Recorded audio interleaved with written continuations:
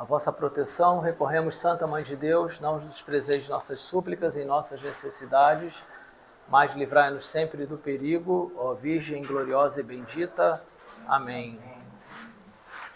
Então vamos falar de Maria logo nessa semana, né? Na semana de Nossa Senhora de Fátima. E são muitas graças derramadas. Na minha vida já vem acontecendo um mês de maio bem intenso, com muitas bênçãos já sendo derramadas. Então é isso, a gente faz novena para isso, a gente tem um mês todo mariano, tem gente que faz os 30 dias com Maria.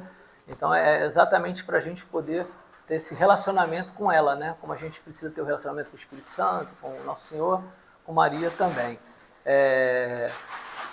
E falar de Maria é falar de mãe, colo de mãe, falar do amor dela, né? Então eu me remeteu logo quando eu comecei aqui aqueles momentos de Maria no filme, né, do Mel Gibson, né, A Paixão de Cristo, que é aquele momento onde Maria vai correndo porque Jesus menino tropeça e ela quer ajudar, ela vai ajudar com aquele amor de mãe, ela larga tudo, chega a tropeçar e até para chegar no momento dele, é o momento de cuidado. Maria nas bodas, direcionando Jesus ao que fazer, aquela preocupação de mãe, com aquela sabedoria de que ela, no fundo do coração, sabia que aquele era o primeiro grande momento da vida do filho dela. E também aquele momento que ela, não sei se vocês vão lembrar, a gente todo ano cita, esse ano não citamos, mas vamos citar agora aquele momento onde Jesus está apanhando lá naquele momento estava sendo martirizado e cai muito sangue dele e ela depois vai ao local e enxuga de sangue, colhe. Então, quer dizer, é aquele momento da resiliência, ela firme na cruz ali, né, com aquela fortaleza toda que só uma mulher de fibra como ela tem, né? Passamos o Dia das Mulheres aí. Aquela mulher, o que aquela mulher fez ali, nenhuma mulher mais vai conseguir ter aquela firmeza, aquela fortaleza. E depois Maria no cenáculo, também aquele momento que ela é a rainha, mãe rainha, ela está à frente dos discípulos, né? Ela está comandando aquele momento para esperar o Paráclito. E aí é sabedoria, né? Eu repeti sabedoria, mas é fé no sustento, isso aí. E ela também recolhida anos depois, eu acho que aí já é no The Chosen, né, Ângela? Ela em casa, já um pouquinho mais velha, e Lucas vai lá para pegar as informações. Então, olha quanto momento ela viveu. Né? É muito bonita, né? Então, assim, quantos momentos aconteceram, né? Vamos dividir o ensino aqui nessas 4 partes, então, que a gente colocou aqui atrás. A parte bíblica e a parte patrística, que eu só vou dar uma pincelada, mas a parte bíblica em si, a gente vai falar dessa introdução de Maria na Bíblia, quantas vezes ela aparece, por quê, qual é a relação com o Antigo Testamento. Vamos explicar, então, a nova Eva, o porquê ela foi determinada como nova Eva, e vamos ao Antigo Testamento, ver como Deus preparou esse povo bem disposto, esse povo essa antiga aliança, e como foi essa prefiguração toda para o novo, né? Falando de fé e santidade, depois vamos falar de todas as figuras femininas, tenho certeza que tem gente que sabe mais do que eu, sobre Esther, sobre Betsabeia, como elas tiveram link com Nossa Senhora, os símbolos, né, Sarça ardente, vamos falar disso também, e vamos falar da parte profética, né, Isaías que profetizou naquele Isaías 7, né, e depois rapidamente a gente vai chegar nos evangelhos, que aí sim a gente vai primeiro falar de Gálatas, que é o ponto principal da parte paulina, e os 4 evangelhos. Como a gente vai citar bastante isso, depois a gente retoma lá. E se sobrar tempo, a gente dá uma varrida na aparição de Fátima, uns 5 minutinhos, 10, a gente consegue falar. Maria aparece na Bíblia, bom, a página é a página 29, mas no começo a gente não vou começar nela, né? Só quando a gente entrar nos evangelhos. Maria aparece... mas é a hora que eles saem, toda vez é isso. Bom, Maria, ela aparece 69 vezes na Bíblia. Né? Quantas vezes? 69. Não sabia não, vou anotar até aqui. E no Antigo Testamento, ela aparece com o nome de Miriam, né? 15 vezes e 54 vezes no Novo Testamento, né? Mas apesar de poucos diálogos dela, suas menções focam mesmo na história da salvação, especialmente ao lado de Jesus, porque ela foi conhecida como a Virgem do Silêncio, né? Então, assim, sendo Virgem do Silêncio, ela realmente na Bíblia não era para falar muito. A gente fala de... foram 59 vezes, foram 69 vezes, 54 no Novo e 15 vezes no hebraico Miriam, né? Que citou. E como Virgem do Silêncio, realmente ela não ia falar tanto assim, né, no Novo Testamento, porém, a gente vai ver que os momentos onde citam ela e os momentos que ela fala são momentos chaves aí para a história da salvação. Como São José, parece que apareceu 9 ou 13 vezes, não lembro exatamente, esse nem falou, mas foi citado, né? E também é prudente, é um cara também do silêncio, foi, né? Enfim. Mas assim, a gente não é a gente se tratar de procurar Maria, Vânia, em todas as páginas, né? Mas é de reconhecer o que o Espírito Santo preparou na sua vinda no coração dos justos e nas promessas dos profetas. Então, esses corações dos justos lá atrás, na parte de fé e santidade, essa parte que a gente vai chegar ali, ela já foi preparada lá de trás, né? E nessas promessas dos profetas na sequência. Nessa teologia bíblica, então, ela se mostra que o caminho de Nazaré, que a gente conheceu ali do nascimento de Jesus, começou muito antes, lá no Antigo Testamento, e aí a gente pode passar por Eva, passa por Sara, Ana, Esther, pela figuração da filha de Sião e pelo templo onde Deus habita, né? Então, são situações que a gente vai conversar aqui. E nessa maternidade divina aparece toda a convergência da história da salvação. Ela é o lugar, olha que bonito isso, ela é o lugar onde o divino e o humano se encontram sem confusão e sem separação, né? Deus, homem, se encontra num local onde não tem separação, não tem confusão, que é o ventre dela, né? Então, olha qual a dignidade materna dela, né? É o lugar divino. O lugar divino, é o templo, né? Ali é o templo onde ele nasceu, né? Então vamos falar da Nova Eva. Essa história de Nova Eva todos já conhecem, mas vamos ver aqui. Quando éramos escravos do pecado, né, entrou a ruína através de Eva. E Deus quis se servir de outra mulher para que a salvação chegasse a todos, né? Se a gente perdeu por uma pessoa, a gente vai ganhar a salvação por meio de uma mulher. Recomeçando, só que para todos agora. Não é mais para aquele casal, né? Para aquele Adão, para aquela Eva, né? E surge então o tempo do novo Adão e da nova Eva, né? Ela é uma jovem separada por meio dela, e uma jovem é separada por meio dela, por meio dela o Filho de Deus possa assumir a humanidade decaída com pecado, e com humildade ela disse sim, né? Então ela foi separada, aonde Deus falou: eis aqui, né, você você pode assumir toda essa humanidade decaída, né? Olha o peso que ela recebeu ali, uma jovenzinha, né? Então vamos agora falar dessas prefigurações do Antigo Testamento, mas precisamos entender que é uma leitura mais espiritual em um sentido pleno, né? Eu vou explicar mais ou menos o que é isso.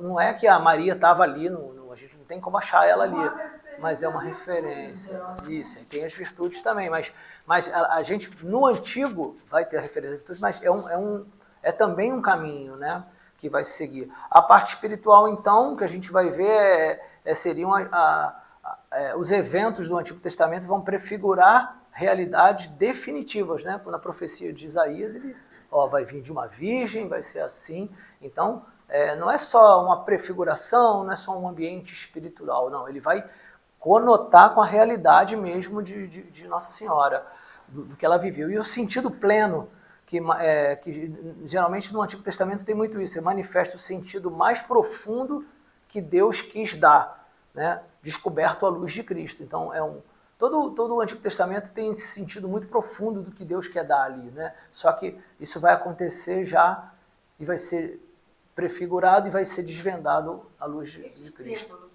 Vamos chegar agora. Agora, é isso aí, vamos começar agora.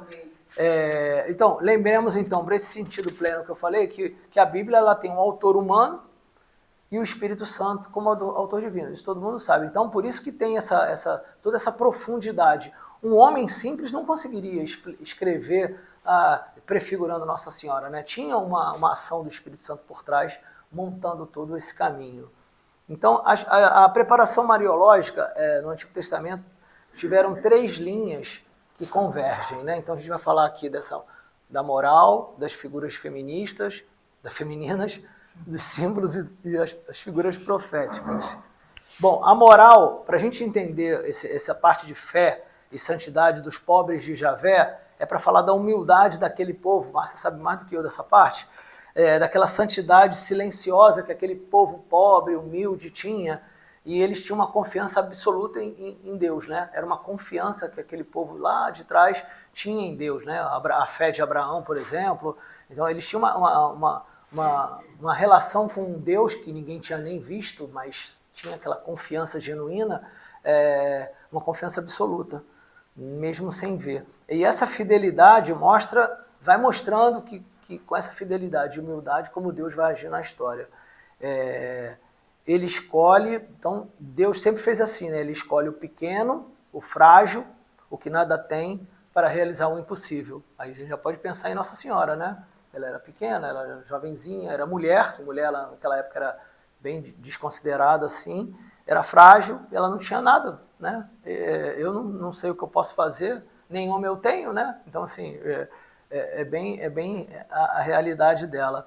Hoje eu ouvi uma frase que repercutiu em mim. É fato que somos frágeis, né? E dizia, Deus não governa com força, governa com direção. Mais verdadeiro. Isso é verdade. Não é por força, é direção. É direção, sentido, isso aí. E, bom, antes da gente começar a falar dessa linha tipológica das figuras femininas e dos símbolos, tem a parte de Ana, né? Ana é mãe de Samuel. Ela aponta muito para essa disposição, essa parte simples, né? Os cânticos e as preces ecoam no Magnificat. Ela oferece Samuel, né? Acho que o filho, e é como se fosse uma entrega total para aquilo que ela viveu. Então, assim, Ana também no Antigo Testamento já é uma prefiguração. E a própria gestação de Ana já é... Isso, eu não conheço tão bem essa história. Essa história é linda. Devida ao Espírito Santo. Isso, e aí ela entrega total. Agora, isso fazer no Novo Testamento já era uma coisa complexa, né? Mas já tinha ali a ação de Deus, o que Deus já estava preparando na história, mas aconteceu tudo lá atrás, antes de Jesus falar alguma coisa, antes de Jesus nem existir assim a humanidade dele. Bom, então as mulheres, então vamos continuar nas mulheres. Eva, né? Eva exatamente pelo paralelismo, né? A desobediência da primeira mulher veio a ruína e pela obediência a salvação. Então, o que a gente já falou antes, Eva é uma figura também antagônica de Maria. Sara, que ela concebe na esterilidade, e ela é talvez a primeira intervenção divina na história, né? Que Deus, ela é estéril e vai ter filho, vai ter o filho, né? Então não tem como. Cada mulher estéril tem uma missão especial. Será que estéril tem a ver? Não, aí é Esther, né? Mas é impressionante. Bom, aí tem outras mulheres que eu acho que foi mais pela força espiritual, que aí tem aquelas lutas delas que vencem o mal pela coragem e pela fidelidade. Aí citou Débora, Ruth, Judite e Esther. Todas têm uma história de força, né? De vencer o mal pela coragem e fidelidade. E tem Betsabeia, que é a mãe rainha. Betsabeia é a mãe rainha, que é aquela prefiguração também de Nossa Senhora Rainha. Que quando Salomão foi coroado rei, puseram também um trono para a mãe do rei. 1 Reis, capítulo 2, versículo 19, que quiser anotar aí, depois dar uma lida nessa 1 Reis, capítulo 2, versículo 19. 1 Reis, capítulo 2, versículo 19, eu não separei essa não. Ele sabia que só seria coroado pela intercessão da mãe, junto a Natã e Davi.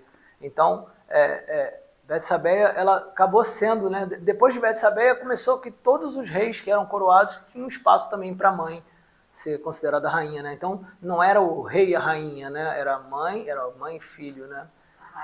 A rainha mãe, até hoje a monarquia é assim, né? Maria então tornou-se a rainha porque seu filho é rei. Então Maria ela não nasceu rainha, né? Ela tornou-se porque o filho dela era rei. Então aí sim tem essa relação. Os símbolos, né? Que a Ângela perguntou, sarça ardente, que é aquela maternidade virginal, é aquele ambiente onde ninguém pode mexer, que é aquela pureza ali. A escada de Jacó, que é onde no Antigo Testamento fala que os anjos sobem e descem pela escada, que é coisa de mediação da graça. O templo e a Arca da Aliança, que aí ali a Arca da Aliança é onde estão todas as coisas de Deus, né? E ela foi o templo onde foi o seio de Jesus, é o seio que abrigará a presença de Deus. Filha de Sião, que a gente teve ano passado uma noite, né, de terça-feira falando sobre a filha de Sião, né? Eu lembro bem disso, que ela tem aquela passagem, Sofonias 3,14, eu acho que essa aqui eu separei. Essa é bem interessante, Sofonias 3,14. Vamos ver quem acha aí. Deixa eu ver se eu vou achar. Miqueias.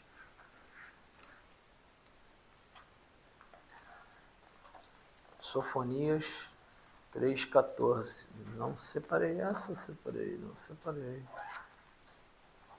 Separei Miqueias. Alguém abriu aí?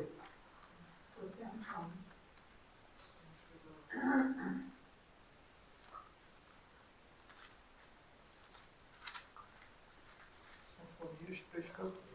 Quer ler aí? Sofonias 3,14. Lê aí, Valmir. Rapidinho. Solta gritos de alegria, filho de Sião. Solta gritos de júbilo, ó Israel.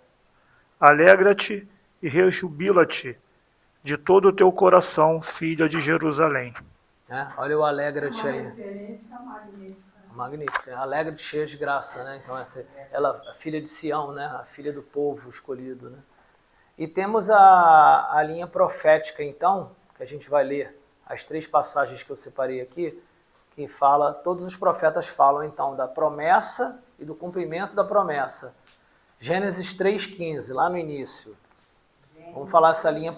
Então, a gente já falou aqui do povo inicial, que é um povo fiel e simples e humilde. A gente falou das figuras femininas, a gente falou agora de alguns símbolos, né, da Arca da Aliança, do templo, da escada de Jacó. E agora vamos falar de toda essa linha profética. Por que no Antigo Testamento vários profetas citavam Maria de alguma maneira, né? Dessa previsão de que poderia surgir a mãe de Deus. Gênesis 3,15. Entre ti, mulher, entre a tua descendência e a dela. Esta te ferirá a cabeça e tu ferirás o calcanhar. Já prefigurou aí Nossa Senhora, né? Isaías 7,14, essa é a clássica de Isaías. Vocês que são feras em Isaías aí, o pessoal da intercessão. Isaías o quê? 7,14. Outro momento de prefiguração de Maria. Por isso o próprio Senhor te dará um sinal. Uma virgem conceberá e dará à luz um filho e chamará Deus conosco. Emmanuel, né? Miqueias 5, 2 e 3.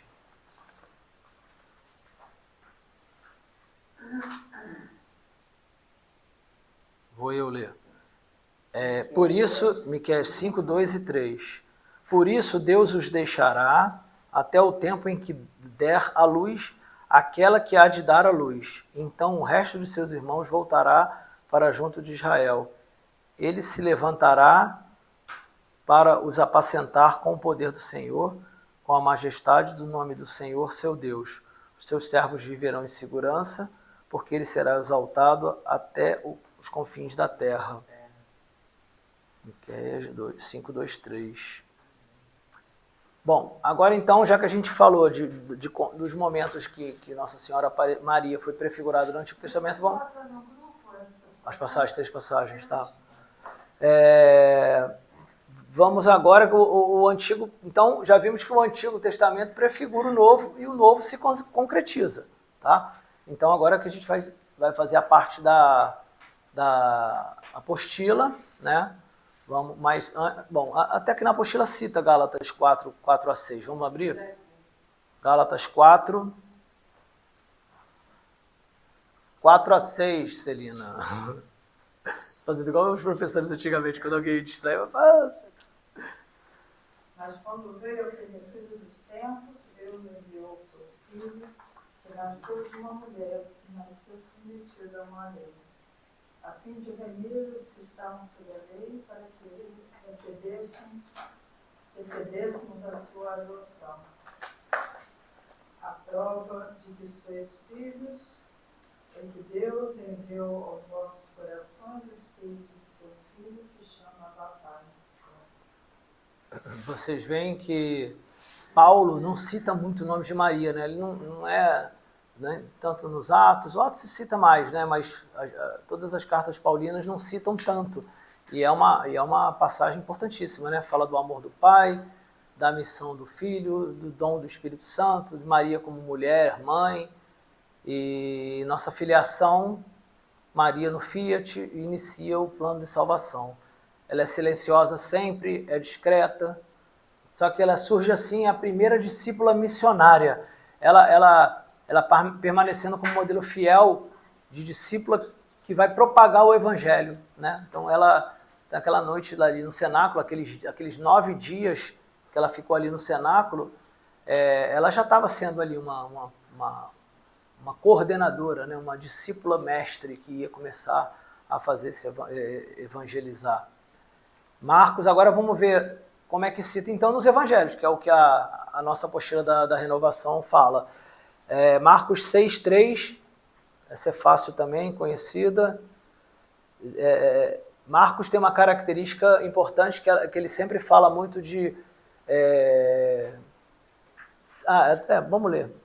Ela cita sempre filho de Maria, né? Jesus como filho de Maria. Não é ele carpinteiro, o filho de Maria, o irmão de Tiago e de José, de Judas e de Simão? Não vivem aqui entre nós também seus irmãos, que ficaram perplexos a seu respeito? Não, quer dizer, Marcos faz questão então de dizer que Jesus é filho de Maria. 6:3.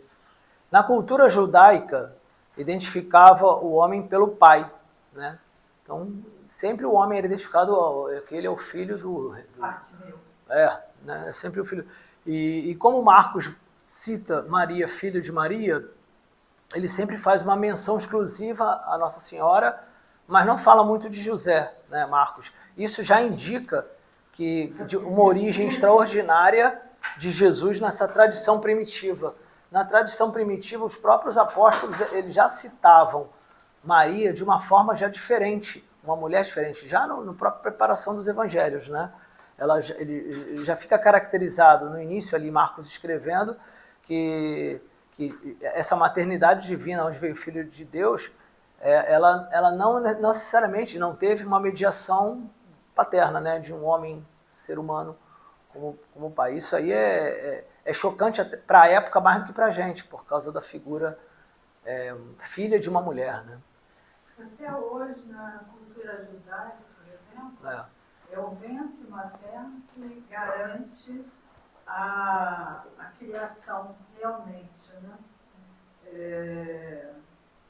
E a transmissão da fé, né? Transmissão da fé. Também.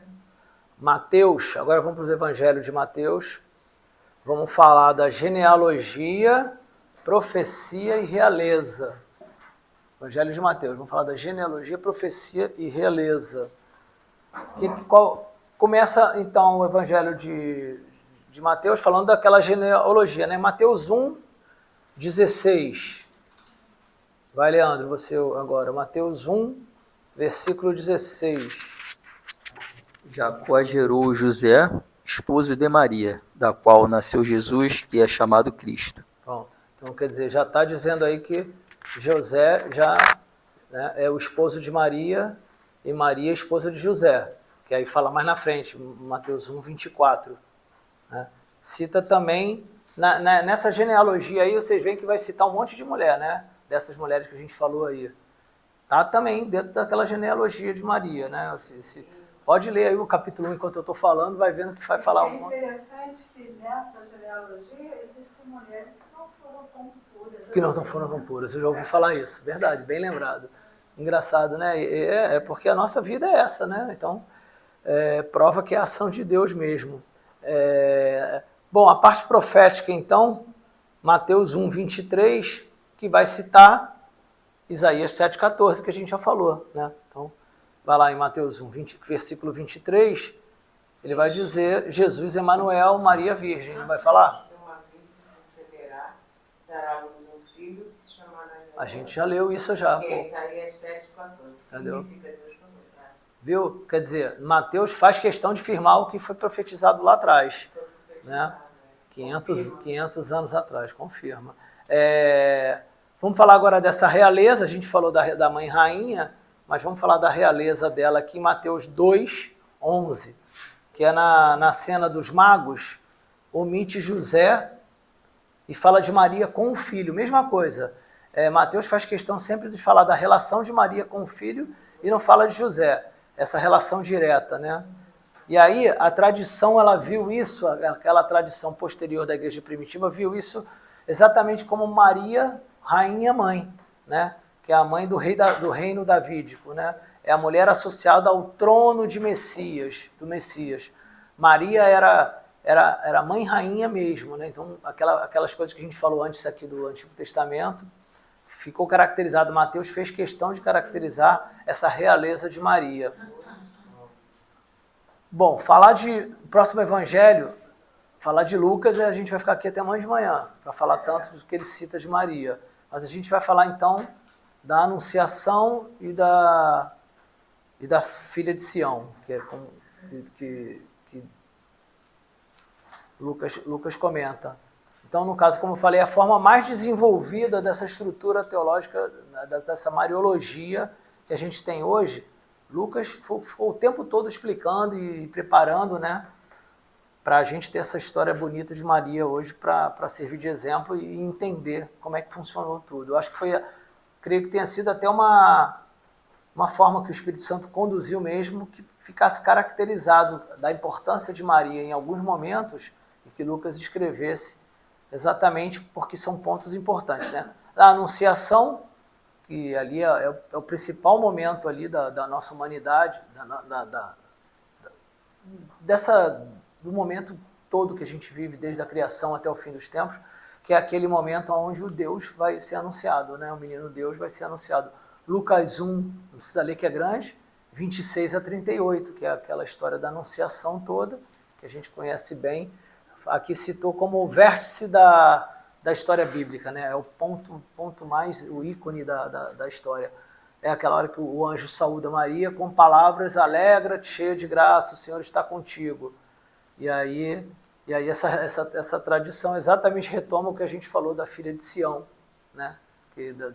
Daquela lá de Ana falando, dos salmos que fala da alegria, e Sofonias, né? Então a gente leu Sofonias 3,14, parece que em Zacarias 2,10 e 9,9 também tem essa filha de Sião, da alegria, né? Da presença do Deus no meio deles. Esse convite, acabei de falar, esse convite à alegria e a presença do Senhor no meio dela identificam Maria como o cumprimento pessoal dessas promessas. Vou repetir.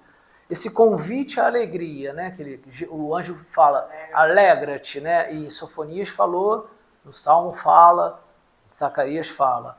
É um convite à alegria. É a presença do Senhor no meio daquele povo, no caso agora, no meio de uma figura única. Né? Até vai falar isso aqui na frente, que é bem legal. No meio dela, identifica Maria, então, como um cumprimento pessoal daquelas promessas, que todo mundo vivia, né? Sião inteiro viveu aquelas promessas, mas o cumprimento vai só numa pessoa depois. A filha, então, é isso que eu queria dizer agora. Ó. A filha de Sião ela é a figura coletiva do povo de Deus, né? Aquela filha de Sião, Israel ali, é a figura coletiva do povo de Deus.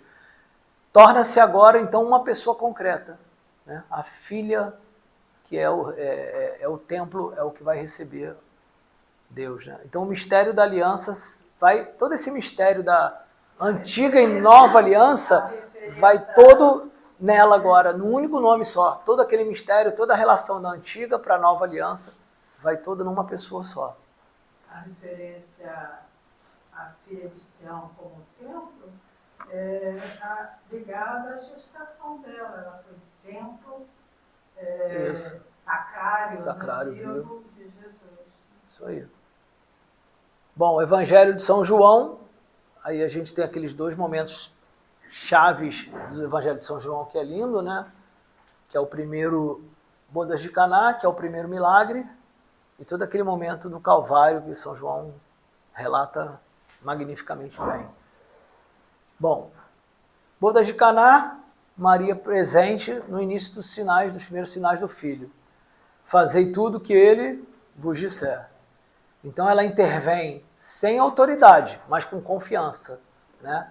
Então é muito do que a gente imagina que seria uma relação de uma família ideal, né? Uma mãe ela tem que ter talvez até mais confiança do que o pai, mas a autoridade vindo do pai, né?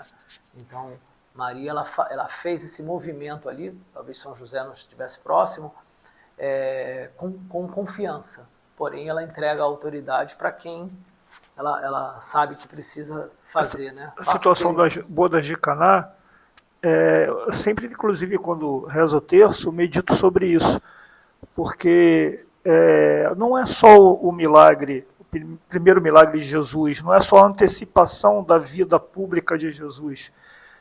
Ali, os discípulos de João já estavam seguindo Jesus, mas não estavam crendo nele.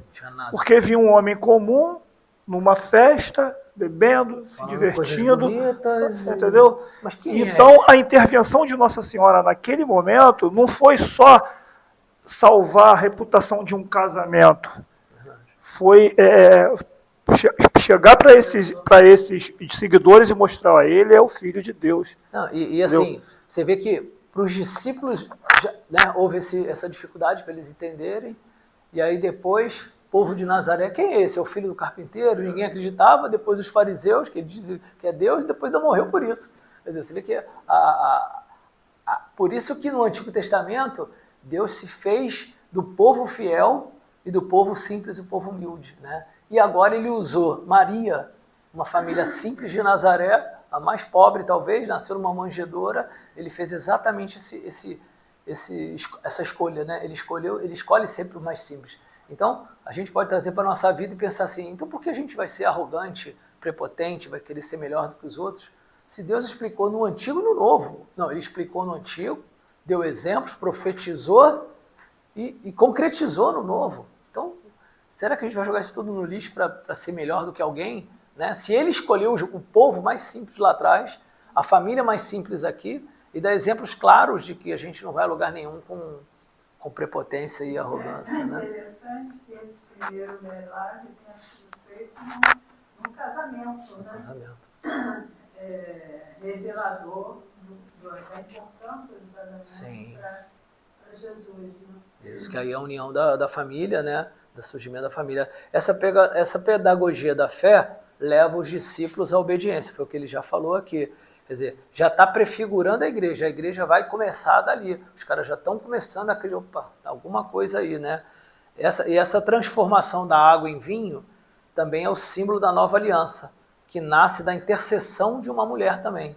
E as palavras dela, né? As palavras dela. Faça o que ele vos disser. Né? Quer dizer, mas você vê... Chegou no tempo, né? Essa transformação, ela já é o símbolo, né, da nova aliança. Bom, aí o final, então, no Evangelho de São João, a gente termina no Calvário, que é outro ponto-chave desse Evangelho, onde cita Maria. Maria, eis aí teu filho. É o momento ápice ali da entrega, né? Ela realiza-se um novo ato geracional. Se para chegar até Maria teve aquela parte geracional toda, né? Que filha de filha de Sião, um monte desde Abraão, né? São várias, sete famílias, depois antes, 14, depois mais 14. E na Para a genealogia de genealogia, Jesus, né? para chegar até a genealogia de Jesus, né? No Calvário, então, ele faz também aquele movimento para começar a nova genealogia. Então, eis aqui seu filho, pô, filho, mãe.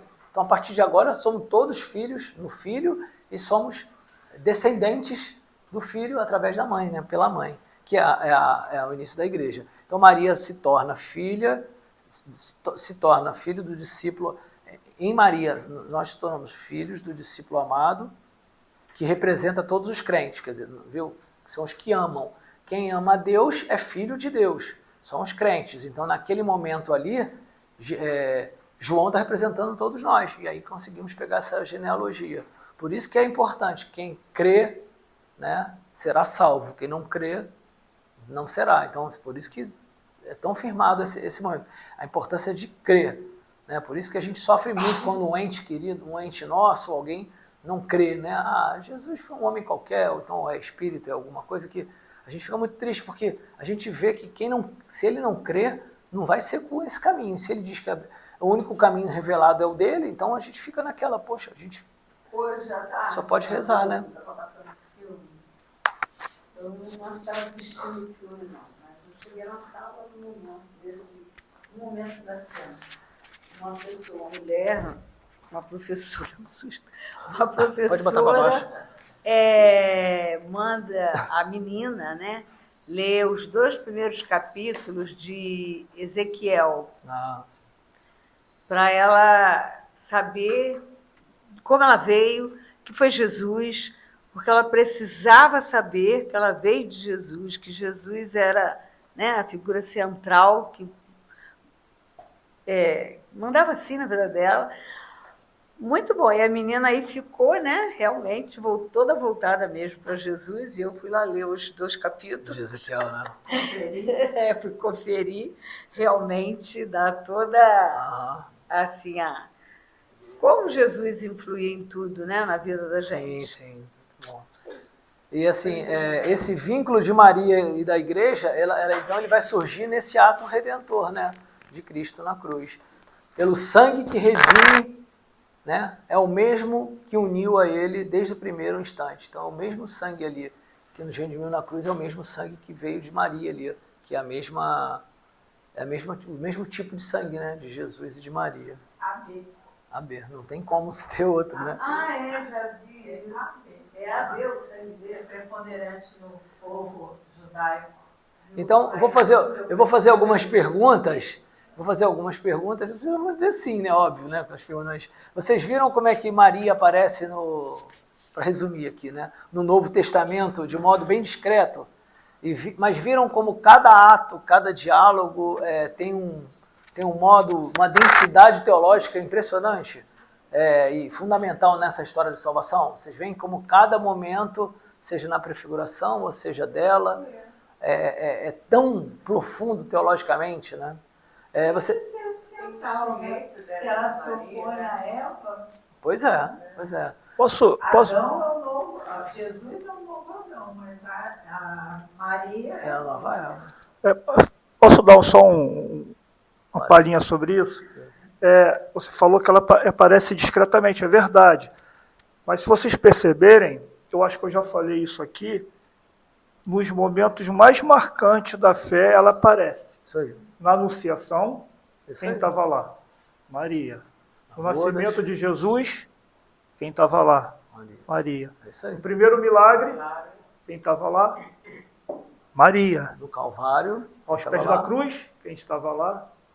E depois Maria. do cenáculo, vindo do Espírito Em Santo. Pentecoste, Maria. É isso aí. Então, Então, nos momentos mais importantes da nossa fé cristã, Maria estava Valmir lá. resumiu praticamente a aula toda, né? Isso é a parte do novo, né? Porque tem aquelas 7, parece que são 7, né? As 7 dores, né, de Maria. Então, Mas aí, para resumir o que você então está... tem o silêncio dela. Sim. Até Mas agora- respeito ao silêncio de Maria, né?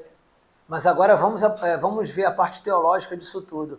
Vocês viram como Maria é profundamente cristológica, cristocêntrica? Sim. Tudo dela é ligado a Cristo, né? Ela não fez nada porque tinha que ser melhor, tinha que se impor ali ou aqui. Né? Era sempre... Então, é cristocêntrica. Então, se ela é cristocêntrica, tudo dela foi dito, dialogado por ela. Viram? E aí vem aquela pergunta que eu sempre faço. Viram como é que perdem muito de Cristo, nossos irmãos protestantes, por não se aprofundarem em Maria, como nós fizemos aqui? Se a gente está aqui há 40 minutos, se eles ouvissem aqui por 40 minutos, eles diziam, caramba, eu vou parar de falar mal de Maria, olha como ela é cristocêntrica, olha como é que tudo de Cristo está voltado, olha como o Antigo Testamento está linkando, né, a filha de Sião com... Então, é só isso que eu queria que eles ouvissem, 40 minutos sobre Maria, para a gente ver o que eles estão perdendo, é só isso. Eles podem continuar perdendo, porque Cristo, a gente, é exatamente igual na oração, que eles falam, para que a gente vai por Maria se a gente pode ir pode rezar direto para Cristo, né, para Deus Pai? Pode, você pode, só que olha quanto que a gente perde se a gente pedir a intercessão da mãe, né? É aquela famosa frase, a gente pode pedir... João e Tiago, né?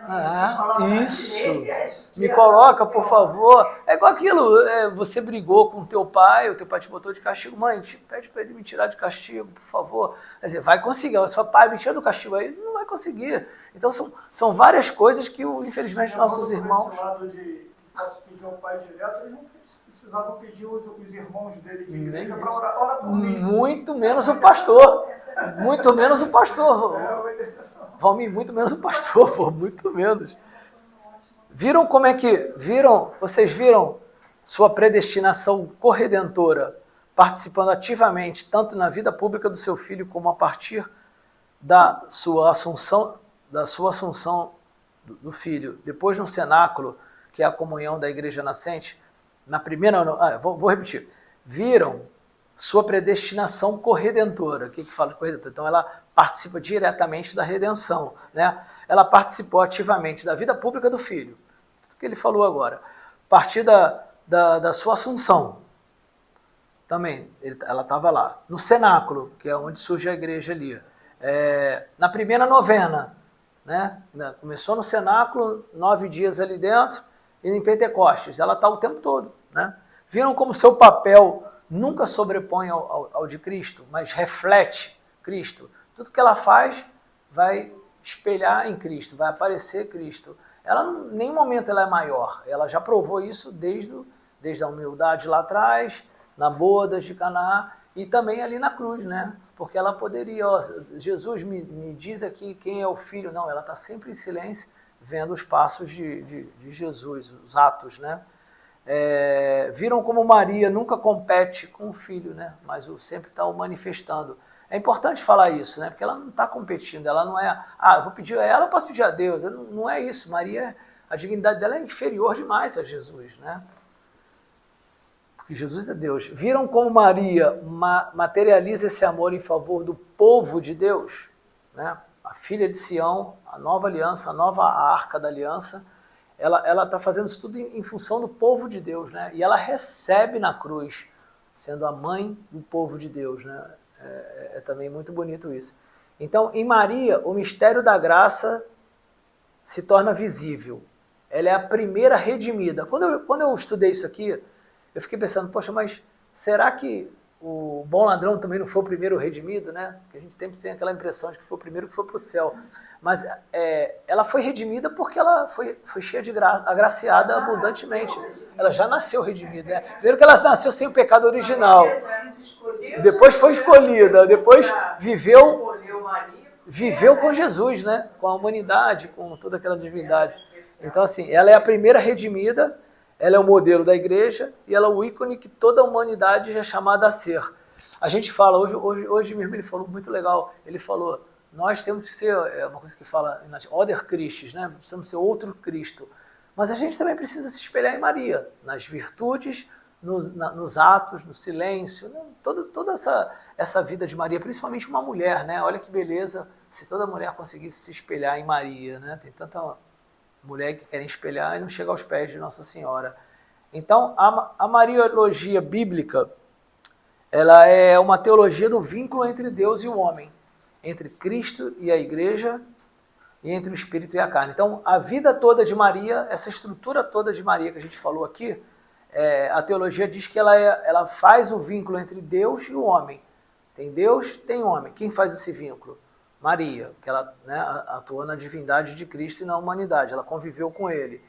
Entre Cristo e a igreja, aos pés da cruz, né, a lança ao lado, em Pentecostes, e também entre o espírito e a carne. Então, Maria é a memória viva da origem e a profecia do fim. Ela é tudo desde o início ao fim. Outro dia eu estava vendo uma pregação sobre o papel das mulheres, né, junto a Cristo, a Jesus. Desliga. E é central, né? Porque a gente vê que a Maria, né, como mulher, como igreja, né, tudo é feminino. Parece que tanto uma quanto a outra, quanto Maria, Nossa Senhora, quanto a igreja, é vida, né? Sim. É sede de vida, que foi proposta, né, por Nosso Senhor. Agora A vamos... gente tem que se sentir honrado de ser filho honrado, dela. né? Ser filho dela. O Léo falou ali, eu gosto sempre de frisar isso, porque às vezes o irmão não sabe, porque nós católicos, cristãos católicos, a gente sempre fala, né, que Maria é a nova arca da aliança. Né? E eu percebo, talvez aqui não, né, que a gente está estudando, mas muitos católicos não sabem por quê. Aí, às vezes, irmãozinho protestante lá e fala, porque é a arca da nova aliança, não sei o quê. E a pessoa não sabe responder. Né? Então, é bom sempre frisar isso. Por que nós chamamos ela a arca da nova aliança? Porque a antiga arca da aliança do Velho Testamento, ela continha dentro dela as tábuas da lei, Cajado. o maná, Cajado de Arão, que maná. é alimento, né? E o cajado de Arão, que significa o sacerdócio. E o que Maria continha dentro do ventre dela? A lei encarnada, o alimento que desceu do céu e o sumo sacerdócio. A Eucaristia. Está entendendo? Então, é esse link da arca. Ele é a Eucaristia viva, né?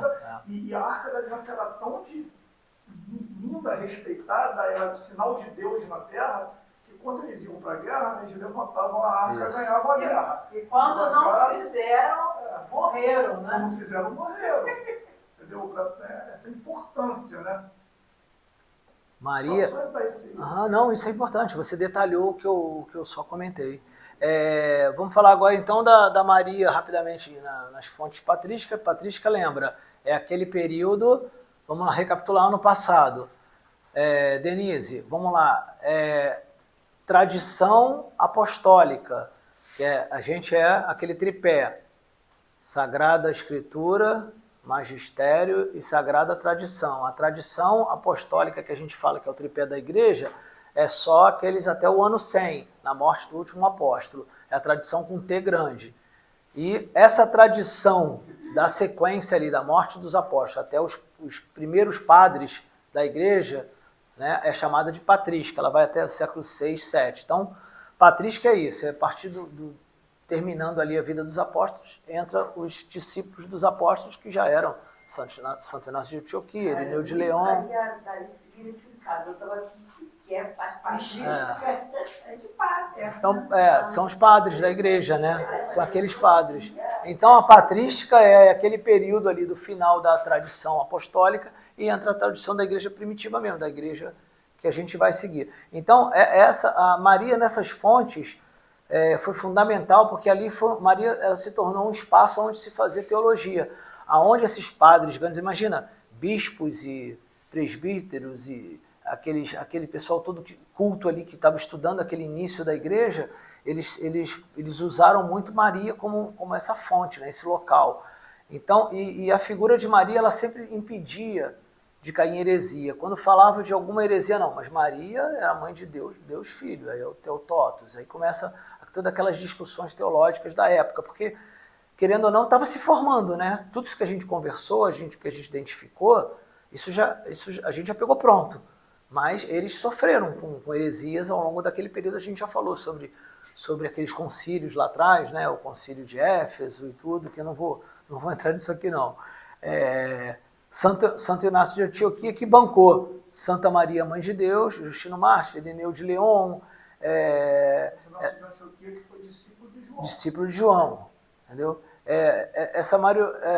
Então, essa mariologia patrística, ela se desenvolve entre a tradição, que é aquela que eu falei dos apóstolos, né, sobre uma teologia, que é esse estudo ali de Nossa Senhora naquele período, e o culto.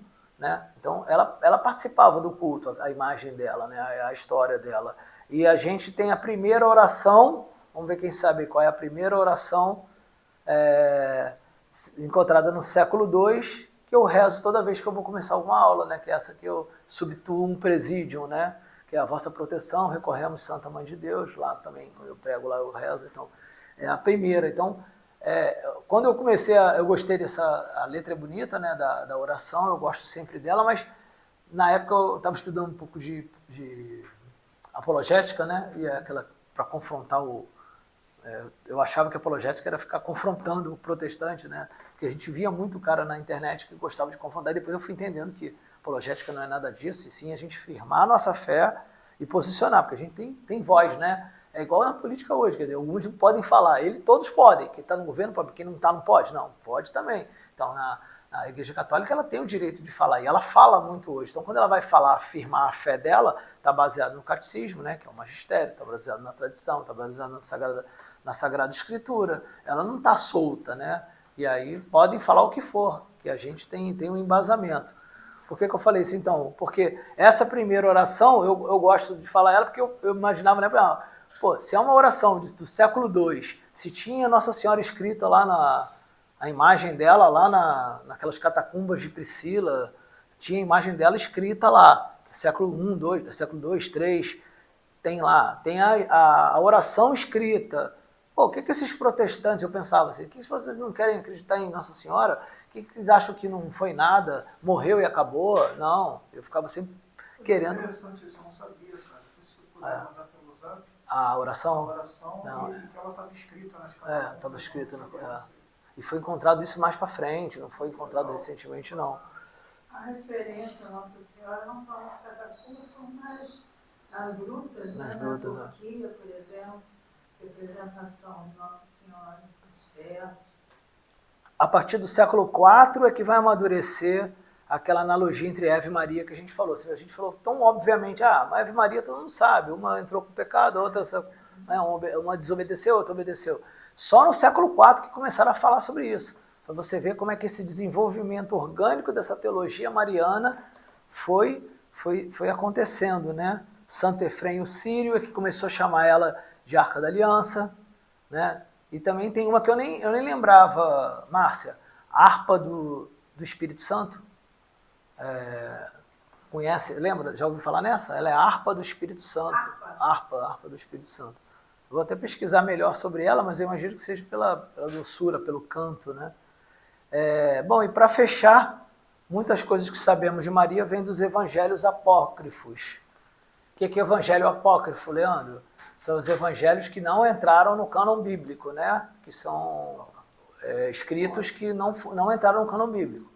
Então, por exemplo, na toda a estrutura da Bíblia, né? Essa Bíblia são quantos livros? São 68 livros, né? São 47, não? Então, tem evangelhos que não entraram, né? 47 no Novo Testamento, então, 27. Então, falei 69, é isso aí. Um pouco mais, 72, 78. Então, e assim, quer dizer, tem evangelhos então que não entraram. Tem um evangelho muito famoso. São evangelhos ou são livros?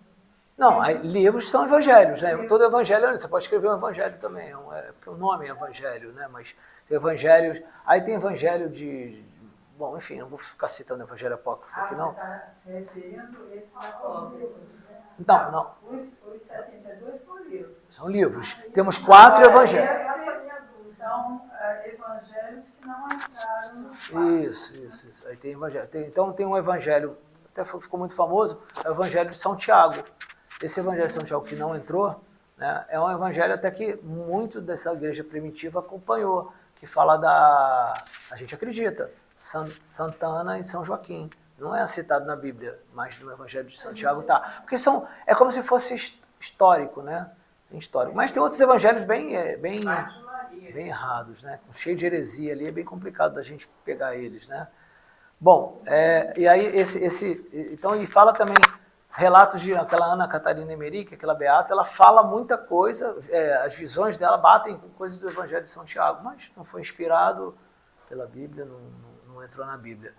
Vamos então falar rapidamente, falta alguns minutinhos, acho que dá para a gente aproveitar então que a gente está no finalzinho da novena de Nossa Senhora de Fátima, mês mariano, né? Daqui a 2 dias a gente está celebrando aí 109 anos da primeira aparição de Nossa Senhora em Fátima, né? É uma das aparições principais, a gente já falou no passado, lembra que a gente falamos de um monte de aparição, falamos das principais, Guadalupe, Lourdes, La Salete, Nossa Senhora das Graças e Nossa Senhora de Fátima, que acaba sendo as principais. E Nossa Senhora de Fátima é muito importante para nós, além dela ter pouco mais de 100 anos, né, está muito próximo da gente, ela tem umas mensagens realmente relevantes para a nossa vida, né? Vamos dar uma reprisada. Principalmente ela tem mensagens de conversão e oração, que é a nossa vida. A vida do católico é uma vida de conversão e de oração. A devoção ao Imaculado Coração veio também de Nossa Senhora de Fátima, né? Já é antiga, mas ali também tem. É a mensagem que foca no fim da guerra, a gente vai ler aqui as aparições, ela fala muito do fim da guerra, da Primeira Guerra, que poderia vir uma segunda guerra muito maior se não houvesse a conversão, né, das pessoas não rezassem, se não houvesse a consagração da Rússia, aquela história toda que eu vou falar aqui mais à frente. E ela também fala muito da necessidade de você não ofender a Deus, né? Então a gente ofende a Deus pra caramba aí, a humanidade, né? Então ela falava, olha, é importante não ofender a Deus. Então ela veio para dar esses avisos, né? Mas ela também tem uma promessa de esperança no final. No final ela fala, né? Então aquela frase, no fim, no meu Imaculado Coração triunfará. Então é sempre aquelas virtudes teologais lá que São Paulo citava, né? Mensagens de fé, mensagem de esperança e muito amor, né? Essa caridade de Cristo. Vou botar o meu óculos aqui e vou dar uma revisada para a gente finalizar, aproveitar aqui sobre as aparições.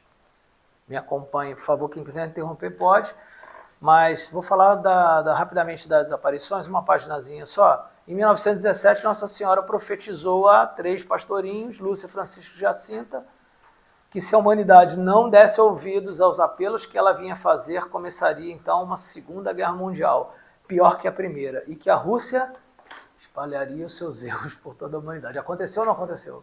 Aconteceu. Ela veio avisar, né? A Segunda Guerra ocorreu de 39 a 45, a Revolução Comunista na Rússia eclodiu um mês depois da 6ª aparição. Você vê que ela estava aparecendo ainda quando a Revolução Comunista estourou. Nossa Senhora vinha pedir a conversão, pois do contrário, duras perseguições se desencadeariam contra a Igreja e a mão de Deus puniria a terra por sua infidelidade. Olha aí, o povo não se converteu, né? Aconteceram várias coisas aí que a gente não sabe, mas provavelmente foi com permissão divina, né? Obviamente. E essas perseguições todas encadearam problemas com a Igreja, né? Então, qual caminho a gente já sabe, né? Qual caminho a humanidade escolheu? Entretanto, por cima dessas previsões mais catastróficas, Nossa Senhora anunciou um sol de esperança. Acabei de falar aqui, por fim, o meu Imaculado Coração triunfará. As profecias de Fátima são, antes de tudo, palavras de confiança e de certeza da vitória, né? Então, não é o anúncio do fim, mas a aurora de uma nova era histórica, né? Até aquela figura de pisa na cabeça da serpente é aquela que a gente imagina, a gente sabe que é a certeza da vitória, né? Nossa Senhora vai vencer e o inimigo vai perder. Então, isso é a certeza. Isso também foi dito lá em Fátima. Essa era histórica virá, então, como uma grande misericórdia, e o triunfo dela é o triunfo de Cristo, né? É a parte sempre da ligação da mãe com o filho. É o reino de Maria no reino de Cristo. Assim como o nascimento de Jesus foi anunciado pelo arcanjo São Gabriel, Também as aparições de Nossa Senhora aos pastorinhos foram preparadas por 3 aparições do Anjo de Portugal, depois das quais passaram a ter uma vida de oração e sacrifício muito mais intensa, tudo oferecido em reparação pelos pecados cometidos contra Deus e pela conversão dos pecadores. Então, 2 anos antes, acho que em 1915, né, começou as aparições do Anjo de Portugal, Anjo Custódio, né, o nome dele, que começou a preparar essas crianças, né, esses pastorinhos, e aí eles começaram a entrar em vida de oração, que eles começaram a ver. Eu até, quando pessoas aqui, alguns já foram a Fátima, tem lá a Loca do Cabeço, né, que é um local onde apareceu o Anjo de Portugal. Então lá que eles ficavam em oração, tem até a imagem deles, né, em oração ali, porque já vinha preparando eles para ter uma vida de oração e de penitência, né, e de reparação a todos os pecados da humanidade. Você vê que eles já eram pessoas crianças preparadas até certo ponto. 13 de maio de 1917, a primeira aparição de Nossa Senhora de Fátima. Então vamos só dar uma lida, para a gente ir embora, vamos ler o que ela fala em cada dessas aparições. Então foram 1, 2, 3, 4, 5, 6 aparições, tá? Na de 13 de maio, que foi a primeira, uma das mais marcantes, um dos mais marcantes fatos dos nossos tempos, deu-se no começo do século XX, nesse 13 de maio, quando Nossa Senhora se manifestou aos 3 pastorinhos pedindo orações e sacrifícios em reparação pelos pecados cometidos contra Deus e pela conversão dos pecadores. Recomendou também que rezasse o texto todo dia. Então, quer dizer, quem gosta de rezar o texto todo dia aí, a gente está fazendo a recomendação dela que ela fez ali na primeira aparição. A segunda aparição, em junho também, dia 13, Nossa Senhora revela que levaria em breve Jacinto e Francisco, mas que Lúcia ficaria mais um tempo, sendo instrumento para tornar Nossa Senhora mais conhecida e amada. Revelou também o desejo do Divino Filho de estabelecer no mundo a devoção do Imaculado Coração. Olha só, né? Já na segunda, ela já diz, olha, vocês vão embora daqui a pouco, mas eu vou deixar a Lúcia para que fique passando toda a devoção e ainda vou revelar a devoção do Imaculado Coração.